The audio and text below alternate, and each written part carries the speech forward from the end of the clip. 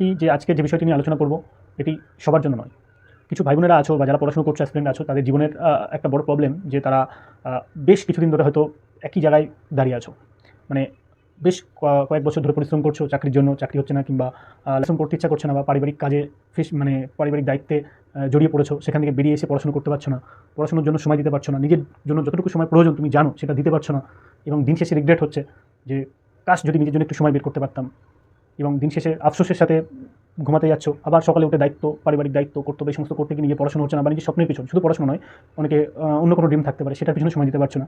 তো আজকের ভিডিওটা সেই সমস্ত ভাই বোনদের জন্য যারা বেসিক্যালি একই জায়গায় দাঁড়িয়ে আছো, লাইফে স্টাক হয়ে আছো একই জায়গায় বেশ কয়েক বছর ধরে। তো সবার প্রথম কথা এটা বিশ্বাস করতে হবে যে এই ফেজটা তোমার একা নয়। এটা প্রতিটা অ্যাসপিরেন্টের জীবনে একবার না একবার আসে। নট অনলি অ্যাসপিরেন্ট, যারা অ্যাকচুয়ালি লাইফে কিছু হতে চায়, করতে চায়, তাদের জীবনে যখন স্ট্রাগল করে না, একটা ফেজ এমন আসে যে তারা মানে ওই ফেজটা একদম স্টাক হয়ে থাকে, যে তারা বেরোতে পারে না এই জায়গা থেকে। তারা মনে করে যে ওই জায়গাটাই তাদের মনে হয় ওইভাবেই তারা থেকে যাবে সারা জীবন, এবং সেটা নিয়ে তারা ওভার থিঙ্কিং করতে শুরু করে। হ্যাঁ, তারা কাজ ছেড়ে দিয়ে ভাবতে থাকে কী হবে, তাহলে জীবন কি এইভাবেই কাটবে না। ওভার থিঙ্কিং শুরু হতে থাকে, ফার্স্টেশন চলে আসে, কেউ কেউ ডিপ্রেশনে পড়ে যায়। দীর্ঘদিন ধরে যারা ওভার থিঙ্কিং করতে থাকছে তারা পড়াশোনা করতে পারছে না। আবার পড়াশোনা না করতে পারে এদিকে সাইডে হয়তো তার পারিবারিক দায়িত্ব আছে, টিউশন আছে, নিজের কিছু আর্থিক সাহায্য করতে হয় পরিবারকে। তো সব দিক দিয়ে সে এমনভাবে ফেসে আছে যে সে বেরোতে চাইলেও বেরোতে পারছে না। তো সেক্ষেত্রে কী করা যেতে পারে? যে জিনিসটা করছো তোমরা, সেই জিনিসটাকে হয় জীবন থেকে ভয় পেয়ে গেছো, নতুবা কোনো না কোনো কারণবশত মানে ফিউচারে কী হবে, জীবনে কী হবে, আদৌ স্বপ্ন পূরণ হবে কিনা, এই ভয় পেয়ে তোমরা আটকে আছো। তোমরা এতটাই অ্যাটাচ হয়ে আছো রেজাল্টের সাথে বা সাকসেসের সাথে যে প্রসেসটাকে এনজয় করতে পারছো না। মানে প্রসেসের প্রতি ফোকাস হওয়ার দরকার যদি প্রকৃত সাফল্য পেতে চাও। যে কাজটা করো সেই কাজের প্রতি ভালোবাসা দরকার। অন্যথায় আমরা কী করি, রেজাল্টের প্রতি এতটাই অ্যাটাচ হয়ে গেছি যে রেজাল্ট আসছে না, রেজাল্ট হচ্ছে না, অনেকদিন ধরে পড়ছি, কিচ্ছু হচ্ছে না। Result is not your hand, ঠিক আছে? রেজাল্ট তোমার হাতে নয়, ঠিক আছে? তো সবার প্রথম রেজাল্ট কী আসবে সেটা পড়ে ছাড়ো। তুমি তোমার দৈনন্দিন রুটিনের দিকে তাকাও। সবার প্রথম কাজ, তুমি কী করছো, তোমার দৈনন্দিন হ্যাবিটস কেমন এখন? প্রতিদিন সকালে উঠছো, উঠতে উঠতে কারোর অনেক বেলা হয়ে যাচ্ছে, 8টা 9টা 10টা বেরিয়ে যাচ্ছে, তারপরে ফোন ঘাঁটতে শুরু করে দিয়েছো, তারপর পারিবারিক কিছু কাজকর্ম করছো হয়তো, বা করে গিয়ে পড়ার সময় পাচ্ছ না, দিয়ে ভাবছো, বা হয়তো আধা ঘন্টা 1 ঘন্টা বই নিয়ে বসতো, তার মধ্যে কাজ চলে আসে, কাজ করে হচ্ছে, বা কারো টিউশন আছে, টিউশন পড়াতে চলে যাচ্ছ, ঠিক আছে? জরুরি, পারিবারিক কাজও জরুরি, টিউশনও জরুরি। কিন্তু এগুলো কতটা জরুরি? কি তোমার কেরিয়ার থেকে টিউশন জরুরি? মানে তুমি কি টিউশন করেই জীবনে খুশি থাকতে পারবে? যদি মনে হয় তাহলে টিউশন করো। পারিবারিক কাজ আজও আছে, কালও থাকবে, সারা জীবন থাকবে। কিন্তু পারিবারিক কাজে ফেসে তুমি জীবনে একটা সময় পরে এটা গিয়ে মানুষকে বলো যে পারিবারিক কারণে ফেসেছিলাম, আর্থিক কারণে, সেই জন্য সফলতা পাইনি, এই গল্প কেউ শুনবে না, বা এটা কোনো মানে অজুহাত হয়ে থাকবে। কারণ এরকম পারিবারিক দায়িত্ব কর্তব্যের করেই মানুষ বহু ছেলেমেয়ে সাফল্য লাভ করে যায়, এগিয়ে এসেছে। ভুলটা তোমার কোথাও হচ্ছে যে যদি আমি কোনো স্বপ্নকে আমার জেনুইনলি ভিতর থেকে, আমার ভিতরে যন্ত্রণা বা স্বপ্নের জন্য আমার একটা আকাঙ্ক্ষা থাকে না, পেইন থাকে, তাহলে সেই পেইনটা আমাকে কাজ করাবে স্বপ্নটার জন্য। যদি সত্যিকার পেইন হয় তবে তুমি সেটাকে প্রায়োরিটিতে আনবে। তো সবার প্রথম হচ্ছে যে দৈনন্দিন রুটিনটাকে দেখো যে তুমি করছোটা কি। তুমি দেখবে সেটাকে লেখো যে সকাল থেকে প্রতিটা ঘন্টায় 8টা থেকে 9টা, 9টা থেকে 10টা, এবার তোমার প্রতিটা ঘন্টা কী কী কাজে ব্যয় হচ্ছে, তার মধ্যে কোনটা সবচেয়ে জরুরি, মানে কোনটা আদৌ ট্রুলি ম্যাটার করে তোমার কাছে।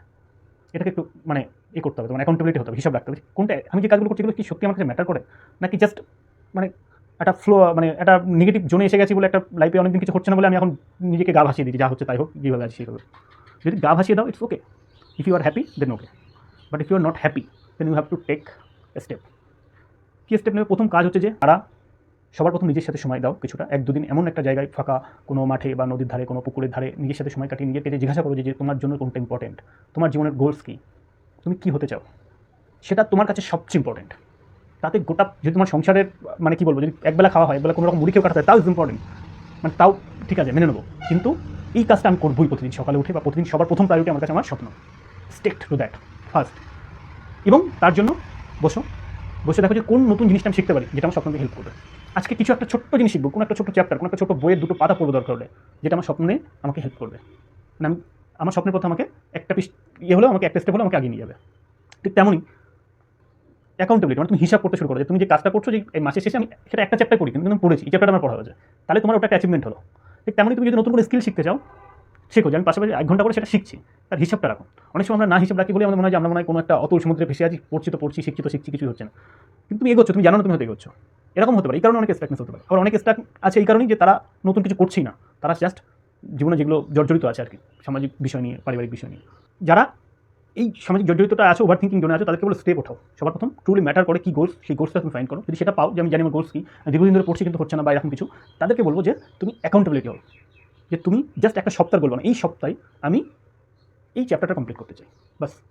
আর এই মক টেস্ট দেবার মক টেস্টের ব্যাপারে আমি পরে বলবো, আলোচনা করবো। অনেক সময় দীর্ঘদিন ধরে একটা রেঞ্জের মধ্যে স্কোর থাকে, সেগুলো মানে ওটা প্রসেসের মধ্যেই, ওই প্রসেসটা প্র্যাকটিসের মধ্যে দিয়ে উঠবে, সেটা আমাদের ম্যাটার, কোনো ভিডিওতে আলোচনা করবো। কিন্তু ব্যাপার হচ্ছে আজকে লাইফে স্টাক নিয়ে আলোচনা করছি, সেটা সবচেয়ে বড় কথা যে স্টাক মানে তুমি নতুন কিছু শিখছো না, আটকে আছো, মানে কি তুমি দৈনন্দিন জীবনে জর্জরিত আছো, নতুন কিছু শিখছো না। তাদেরকে বলবো যে নতুন কিছু শেখো। যদি মনে করো একই চ্যাপ্টার পড়া হয়ে গেছে আমার, তাহলে নতুন কোনো চ্যাপ্টার পড়ো। যদি মনে করো যে চ্যাপ্টার পড়ি সেই চ্যাপ্টার থেকে বারবার হচ্ছে না, তাহলে সেই চ্যাপ্টারটার নতুন কিছু কোশ্চেন সলভ করো, নতুন যে জায়গাটা হচ্ছে না সেটা নিয়ে বসো। যেটা তোমার কাছে ট্রুলি ম্যাটার করো, যেটা তোমার স্বপ্ন, সেই স্বপ্নটার পিছনে সময় দাও। সবার প্রথম সময় তোমার সেটা দেওয়া উচিত, কারণ এটার জন্য তুমি বেঁচে আছো, এটার জন্য তোমার বেঁচে থাকা মিনিংফুল। বের করছো যেটা তোমার কাছে স্বপ্ন, তোমার স্বপ্নের কাজের জন্য, যে তোমার বাঁচার যেটা তাগিদা, যেটা অনুপ্রেরণা, সেই কাজের জন্য তুমি নিজে বের করতে পারছো সময়, তাহলে সেটাই হবে। আর যদি মনে করো না আমি সময় বের করতেই পারছি না, কোনোভাবেই বের করতে পারছি না, এমনভাবে জর্জরিত আছো, তাহলে আমি বলবো তোমার দৈনন্দিন রুটিনটাকে দেখো। সেখান থেকে কোথাও না কোথাও তুমি আনইম্পর্টেন্ট, যেটা তোমার কাছে ইম্পর্টেন্ট নেই, বা এমন কিছু কাজ করছো যেটা দরকার নেই। অনেক সময় আছে তুমি ওয়েস্ট করে ফেলছো, হয় সোশ্যাল মিডিয়া নাই, ফেসবুক নাই, খেলা দেখা, এখন ক্রিকেট, IPL, এভরিথিং। আর এগুলো করলে আলটিমেটলি 5-10 বছর একটা সময় পার হয়ে গেলে না, তারপরে করা খুব কঠিন হয়ে যায়। তারপরে তখন মানে এই বয়সটা হচ্ছে কাজের বয়স। এই বয়সটা যদি সোশ্যাল ডিস্ট্রাকশন, সামাজিক বা পারিবারিক অজুহাতে বেরিয়ে যায়, তুমি এই স্টাক হয়ে থাকবে, তখন এখান থেকে আর বেরোতেই পারবে না, ডিপ্রেশনে পড়ে যাবে আফটার 35 এজ, 33, এগুলো তারপরে পড়া খুব চাপ হয়ে যায়। তো সময় এটাই প্রশ্ন করো যে কী নতুন কাজ বা নতুন স্কিল আমি শিখতে পারি, বা নতুন কিছু আমি আজকে কি শিখতে পারি যেটা আমার একটু হলেও আমার স্বপ্নের পথে আমাকে সাহায্য করবে। একটা হয়তো চ্যাপ্টার, একটা হয়তো পেজ, বা একটা হয়তো ছোট্ট একটা ভিডিও হতে পারে, বাট আমি আজকে দেখবো। আমার কাছে বিরাট কিছু সময় নেই, আমার কাছে আধা ঘন্টা সময় আছে, বা আমার কাছে 15 মিনিট সময় আছে, চলো আমি 15 মিনিট মানে সারাদিন এত ব্যস্ত, আমার কাছে তো 15 মিনিট সময় আছে। কিন্তু যদি সেই 15 মিনিট সময় তুমি তোমার স্বপ্নকে দাও না, তাহলে তুমি সেটা অনেস্টি করছো, মানে yes I have a dream and I am working every day on it. 15 minute হোক, 5 মিনিট হোক, কিন্তু তুমি প্রতিদিন সেটার উপরে কাজ করছো। দেখবি এই 5 মিনিটটা একদিন 2 ঘন্টা, 3 ঘন্টা, 4 ঘন্টায় পৌঁছে গেছে, কারণ তুমি ওই জিনিসটাকে রেসপেক্ট দেওয়া শুরু করেছো। তাই বলবো যে নতুন কিছু শেখো, দৈনন্দিন রুটিনটাকে চেঞ্জ করো, প্রায়োরিটি চেঞ্জ করো, যেগুলো তোমার কাছে ট্রুলি ম্যাটার করে সেগুলোকে প্রথমে রাখো।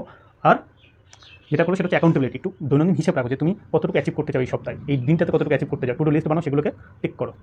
এইভাবে তুমি দেখো, তুমি দেখবে স্টাকনেস কমতে থাকবে লাইফের। আদারওয়াইজ জীবন তো সামাজিক, পারিবারিক, এই সমস্ত দায়িত্ব কর্তব্য ফেসে সবসময় অনেক মানুষই ফেসে আছে, এবং জীবন তাদের আস্তে আস্তে শেষ হতে চলেছে, রিগ্রেট, অনুশোচনাতে ভরে আছে। সেইটা যেন না হয়, এখনই ঘুরে দাঁড়াও। এরকম ধরনের জীবনে আরও অনেক স্টুডেন্টদের জীবনে অনেক সমস্যা থাকে, যেগুলো তোমরা পার্সোনালি দাদা হিসাবে যদি আমার কাছে গাইডেন্স পেতে চাও, তোমার কমেন্ট করে আমি সেগুলো সমাধান দেবো। ওকে, চলো নেক্সট ভিডিওতে আবার দেখা হচ্ছে।